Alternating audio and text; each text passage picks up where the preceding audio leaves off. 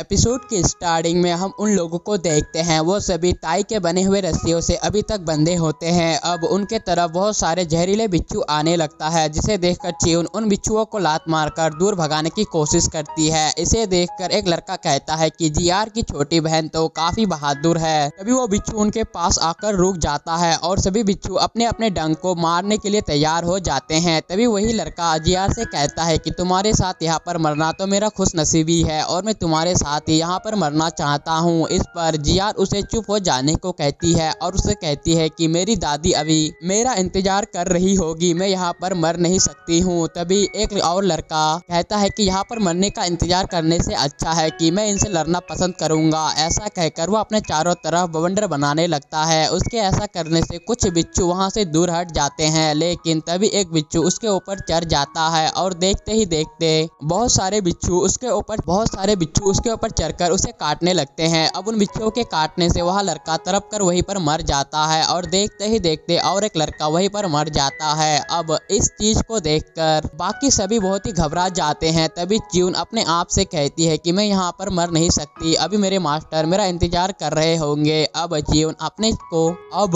अपने आप को चुराने के चक्कर में नीचे गिर जाती है। तभी जीआर उसे कहती है कि तुम ज्यादा परेशान मत हो, अगर तुमने अपने हाथ को खोलने की कोशिश की तो इससे तुम्हारा हाथ टूट सकता है। तभी च्यून ठीक से बैठ जाती है और उन लोगों के चारों तरफ एक फॉर्मेशन बना देती है। अब च्यून के ऐसा करते ही वो बिच्छू उनसे थोड़ा दूर हट जाते हैं। तभी जीआर च्यून को ये पावर देखकर बहुत हैरान हो जाती है, क्योंकि ये फॉर्मेशन जीआर की है, इसलिए वो सोचती है कि मेरी छोटी बहन ने मेरे फॉर्मेशन को बहुत ही जल्दी सीख लिया है। और इसके अलावा जीआर इस बात से ज्यादा हैरान हो जाती है कि उसके हाथ बंधे होने के बावजूद भी वह अपनी इच्छा के अनुसार इस फॉर्मेशन को बना सकती है। तभी च्यून अपने फॉर्मेशन की शक्ति को और बढ़ा देती है, जिससे कि वो बिच्छू अब खत्म होने लगते हैं। अब सीन बदलता है और हम सैन को देखते हैं, उसे अभी भी सैन भाई रोक के रखा होता है। तभी सैन अपने भाई को कहता है कि मैंने मेरे कमरे में एक खास तरह के चाय को रखा है और उसके स्वाद काफी अच्छा है, इसलिए मैं मेहमानों के लिए उसे लाने जा रहा हूँ। इस पर सैन भाई मान जाता है और सैन वहाँ से चला जाता है। जिसके बाद हम च्यून को देखते हैं, वो अपनी शक्ति की मदद से वहाँ पर जितने भी बिच्छू थे उन्हें वो मार देती है। जिसके बाद च्यून अपने आप को उन रस्सियों से आजाद कर लेती है। फिर वो खड़ी होती है, लेकिन ज्यादा शक्ति इस्तेमाल करने से अब वो बहुत ही कमजोर हो जाती है। तभी जीआर उसे पूछती है कि क्या तुम ठीक हो, मुझे देखने दो।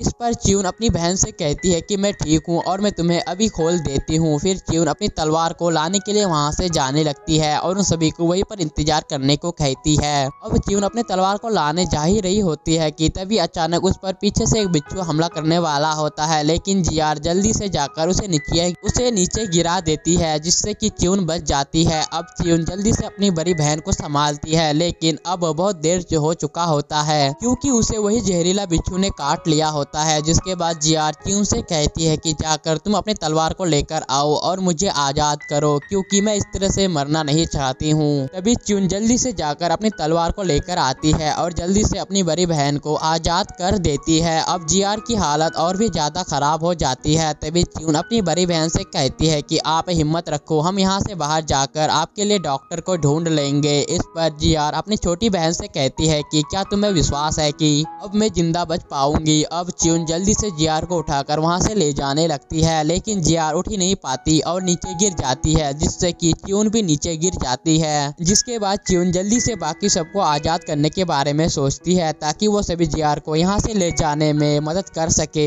लेकिन तभी जीआर उसे रोक लेती है और उसे अपने पास बैठने को कहती है। जिसके बाद वो च्यून से कहती है कि अब मैं हार चुकी हूँ, लेकिन च्यून अपनी बड़ी बहन को किसी भी हाल में बचाना चाहती है। अब जीआर अपने आखिरी समय में अपनी छोटी बहन से अच्छे से बात करती है और अपने पुराने बातों को भी याद करती है, जिससे कि दोनों बहनें अब बहुत उदास हो जाती है। अब च्यून अपनी बड़ी बहन को देखकर बहुत ही ज्यादा रोने लगती है, क्योंकि वो अपनी बड़ी बहन को किसी भी हाल में खोना नहीं चाहती थी। जिसके बाद वो दोनों बहनें एक दूसरे के गले मिलते हैं। फिर जीआर उसे अच्छे से समझाती है कि मुझे उम्मीद नहीं था कि तुम मुझसे आगे निकल जाओगे, और मुझे इस बात का खुशी है कि तुम मुझसे आगे निकल गए हो। अब ये सीन बहुत ही ज्यादा इमोशनल हो जाता है। अब वो दोनों बहनें ही एक दूसरे के गले लगकर फूट कर रोने लगते हैं। तभी जीआर अपने सिर से उसी हड्डी जैसे दिखने वाले चीज को बाहर निकालने लगती है और उसे ऐसा करने में बहुत ही दर्द होता है। तो उस हड्डी जैसे दिखने वाले चीज को च्यून के अंदर डाल देती है और च्यून से कहती है कि मुझे और मेरी दादी को निराश मत कर करना और आने वाले समय में तुम्हें हमारे संप्रदाय को संभालना होगा। तभी जियार अचानक से बेहोश हो जाती है। फिर च्यून के अंदर से बहुत ही ज्यादा एनर्जी बाहर निकलने लगता है और देखते ही देखते च्यून के अंदर से और भी एनर्जी बाहर निकलने लगता है और अब च्यून मार्शल आर्ट के लेवल 8 पर पहुंच जाती है। ये देखकर वो सभी लड़के बहुत हैरान हो जाते हैं। तभी एक लड़का कहता है कि इसकी शक्ति तो बढ़ती ही जा रही है और मैंने ऐसी शक्ति पहले कभी महसूस नहीं किया है। तभी वो दूसरा लड़का कहता है क्योंकि जियार ने अपनी जलती हुई हड्डी को च्यून को दे दिया है, इसलिए उसकी शक्ति बहुत ज्यादा बढ़ गया है और वो लेवल 8 पर पहुंच चुकी है। अब च्यून अपनी बहन को उठाती है और जल्दी से सामने के